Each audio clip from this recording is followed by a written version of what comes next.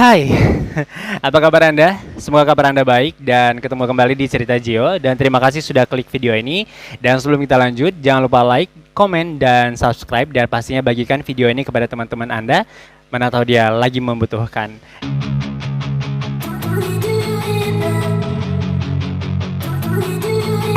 Semua ada di sini. Jangan lupa like, komen, dan subscribe ya. Dan kali ini teman-teman kita membahas paspor kembali. Nah, di video sebelumnya kita sudah membahas yang namanya kiat-kiat apa yang harus Anda lakukan agar paspor Anda diterima. Namun permasalahan kali ini bukan persyaratan dan bukan cara Anda saat interview, tetapi aplikasi e-paspor. Nah, saya mendapatkan informasi dari CNN Indonesia, di mana Kemenkumham itu menginformasikan bahwa permintaan paspor di 2022 ini meningkat 3 kali lipat dari tahun sebelumnya. Nah, ini diakibatkan kenapa? Diakibatkan karena peningkatan itu terjadi karena dibukanya ibadah umroh dan pelaku kerja ke luar negeri. Dan satu lagi, selain itu peningkatan juga disebabkan karena telah dibukanya pembatasan di beberapa negara. Nah, ini adalah pembatasan beberapa negara ini biasanya itu akan dipakai oleh beberapa warga negara Indonesia yang ingin berlibur ke luar negeri. Dan pastinya mereka akan mengapply paspor baru. Nah, tingginya permintaan paspor di 2 tahun ini dapat perhatian dari pihak kantor imigrasi, yaitu mereka menghimbau bahwa jika teman-teman tidak terlalu penting untuk mendapatkan paspor dan tidak urgent, maka disarankan untuk ditunda. Karena mereka terlebih dahulu mengutamakan seperti pekerja ke luar negeri atau bisnis yang ke luar negeri dan juga untuk umroh ke luar negeri. Karena selama ini mereka sudah menunda umroh sehingga tahun ini diutamakan adalah mereka. Nah, tingginya pengapply paspor di tahun ini mengakibatkan aplikasi e-paspor itu down, ya. Nah, itulah penyebabnya teman-teman. Paspor itu saat Anda mengajukan paspor secara online banyak yang tidak bisa login dan saat dokumennya juga tidak bisa diupload dan ada yang sudah melakukan pembayaran tetapi nggak bisa login lagi. Nah, itu sebenarnya kan menjadi masalah. Kita jadi bingung nih mau cari solusinya di mana, karena di Google itu tidak semua solusi itu ada dan di YouTube juga belum tentu ada. Nah, jadi kalau misalnya teman-teman memang ingin mengapply paspor, ya, dan Anda tidak bisa meyakinkan sepenuhnya pihak imigrasi bahwa Anda perlu mendapatkan paspor itu, maka jangan dulu, karena takutnya alasan itu bisa adanya penolakan malahan. Sayang, 350.000 melayang begitu saja. Jadi kalau misalnya teman-teman memang sudah yakin dan memiliki dokumen yang cukup sangat kuat agar Anda bisa mendapatkan paspor itu, ya silahkan dicoba. Nah, tetapi buat teman-teman yang sudah mengapply secara online dan mengalami kendala, itu tidak ada salahnya teman-teman langsung berkunjung ke kantor imigrasi terdekat di kota Anda. Nah, teman-teman kan di situ bisa konsultasi kepada mereka. Jadi mereka juga akan pasti mengarahkan. Nah, saat teman-teman pergi ke kantor imigrasi, atuh langsung temui petugas imigrasinya.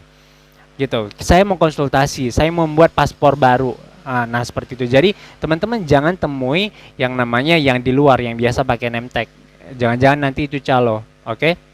Karena saya juga melihat ada artis Indonesia yang naikkan status bahwa memperpanjang paspor itu cukup sangat susah sekali melalui aplikasi e-paspor itu sendiri karena lemot dan down seperti itu. Jadi saat dia pergi ke kantor imigrasi malahan itu karena antriannya terlalu panjang dan apa segala macam, jadi ya begitulah adanya di situ calo-calo dan apa segala macam. Jadi riuh jadinya.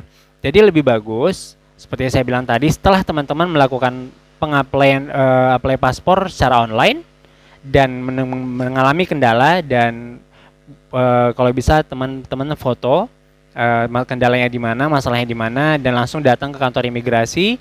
Dan semoga itu bisa ya secara offline, karena saya memiliki teman juga bukan di kota ini ya, dia baru apply paspor dan itu bisa gitu. Jadi nggak ada salahnya teman-teman coba dulu, oke? Nah, sebelum teman-teman coba, semua dokumen harus lengkap, biar nggak kerja 2 kali dan nggak menghabiskan waktu dan uang Anda. Nah, teman-teman juga ada tanya nih, apply PMI. Nah, saya bingung PMI itu apa? Saya pikir PMI itu adalah Palang Merah Indonesia. Karena kita bahas itu kan sebenarnya paspor untuk turis. Nah, setelah saya cari tahu, PMI itu sebenarnya adalah paspor migran Indonesia kalau tidak salah ya. Kalau salah tolong cross check. Nah, itu adalah paspor kerja. Nah, otomatis itu juga akan persyaratannya sudah berbeda. Nah, mungkin secara dasar memang persyaratannya sama, tetapi pasti itu ada tambahan. Tambahannya itu misalnya teman-teman memiliki kontrak kerja dengan perusahaan A, dan juga teman-teman diberikan surat rekomendasi dari perusahaan A itu. Nah, baru teman-teman bisa mengajukan paspor. Jatuhnya itu kalau tidak salah itu jatuhnya visa kerja ya, teman-teman ya. Itu jatuhnya visa kerja. Nah, di situ kan semuanya dari psikolog teman-teman, dari kesehatan teman-teman itu semuanya harus ada secara tertulis dan secara resmi ya, dikeluarkan secara resmi gitu. Jadi itu beda alurnya gitu. Jadi rasanya itu aja sih ya yang saya mau infokan. Jadi buat teman-teman yang lagi nge-apply visa atau paspor, semoga semuanya bisa berjalan dengan lancar dan Anda bisa mendapatkan apa yang Anda impikan dan Anda bisa pergi kemana yang Anda impikan selama ini. Jadi semoga ini bisa membantu teman-teman dan jangan takut. Silahkan pergi ke kantor imigrasi dan konsultasi. Mereka nggak makan orang kok. Yang penting teman-teman harus langsung temui petugas dari imigrasi itu sendiri. So, sampai sekian aku temenin kamu menginformasikan soal masalah e-paspor ini. Sampai jumpa di video berikutnya. Bye.